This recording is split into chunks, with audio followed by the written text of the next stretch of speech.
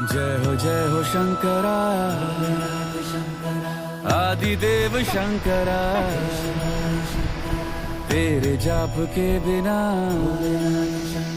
चले ये सांस किस तरह मेरा कर्म तू ही जाने क्या बुरा है क्या भला।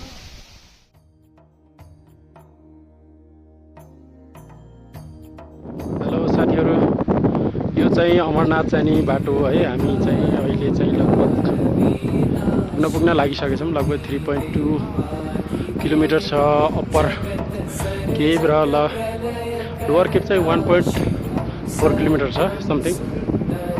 यो चाहिँ यता पहलगाम साइडबाट आउने बाटो हो, यो पारीको बाटो हो हैन। तपाईहरुले हेर्नुस् हैन कस्तो देखिन्छ, म तपाईलाई देखाउँछु। यताबाट चाहिँ धेरै यात्रुहरू आउने रहेछन् किनकि यो सिधै जम्मूबाट डाइरेक्ट आउन सकिन्छ। यो बाटो आउनु भयो नि हैन।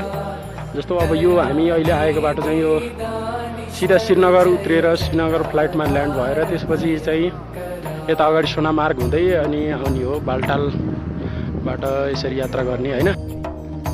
लोवर केभका नजारा तपाईले पहिला म यहाँबाट जुम गरेर देखाउँछु है त एकपटक। यो रातो रातो देख्नु भएछ नि, यो चाहिँ सिडी माथि चढ्नको लागि बनाएको हैन। भित्र गएर तपाईँ हेर्न सक्नुहुन्छ। यहाँ चाहिँ पुरानो यहाँको मान्यता अनुसार चाहिँ भगवान शिवजीले पार्वतीलाई यहाँ अमर रहने कथा सुनाउनु भएको थियो। यो तपाईँले भागवत गीतामा पनि सुन्न सक्नुहुन्छ हैन। यो पहिलेदेखि मानिआएको परम्परालाई यहाँ चाहिँ जो भगवान के अरे पार्वतीलाई अमर कथा सुनाउँदाखेरि जो परेवाले सुनेको भन्ने छ, त्यो चाहिँ परेवा अझै पनि जिन्दै छ, अझै पनि छ भन्ने चाहिँ मानिन्छ। त्यो चाहिँ अब त्यहीँ गएपछि देखिन्छ हैन। त्यहाँ त होला नहोला के होला, तर आस्था हो एक भगवानप्रति हामीले मान्नुपर्ने। भगवानलाई एक सालमा जम्मा 1 महिना मात्रै खुल्छ किनकि अब यसरी बर्फहरू यस्तो यस्तो छ हालत, यहाँ मान्छे आउन सक्ने स्थिति नै हुँदैन। किनकि यहाँ यो अमरनाथको एक्ज्याक्ट हाइट चाहिँ 3888 मिटर हैन छ। यहाँ चाहिँ जस्तो मान्छे आउन सक्दैन हैन। यताउति हिँड्ने डुल्लिरहने पाहाडतिर हिँडिरहेको मान्छेहरू चाहिँ आउँछ राम्रै सजिलै त हैन आउँछ। यहाँ मान्छेहरू त्यसरी घोडा गरेर आउँछ, लाइन हुन्छ। तर चाहिँ तपाईहरु सक्नुहुन्छ भने भगवानको मन्दिरमा आउँदा एउटा आफ्नै पैदल यात्रा गरेर यो चाहिँ बरफको पर्खा ल यस्तो छ। तपाईहरुले एक लाइनै रहेछ, वालै लगाए जस्तो, घर बनाउन वाल लगाए जस्तो रहेछ।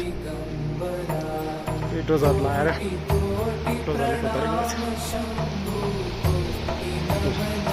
यो पानी अब कहाँबाट आउँछ थाहै छैन। हेर्नुहोस् बरफको मुनि माथि के छ, बरफ छ माथि रहेछ झर्ना। This is the waterfall. यो सेम गिटी गिटी बाटो जस्तो छ हैन। यहाँ खस्यो भने के छ ल, यो खोला कम सानो छ।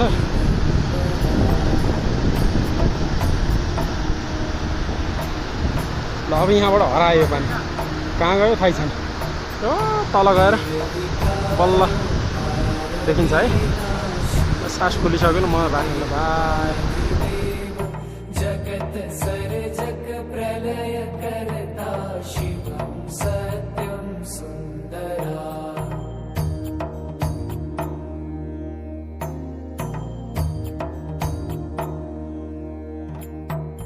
निरंकार स्वरूप कालेश्वर महायोगीश्वरा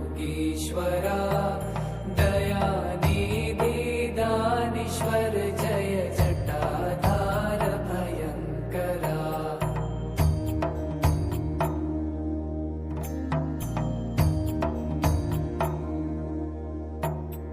शूलपाणी त्रिशूलधार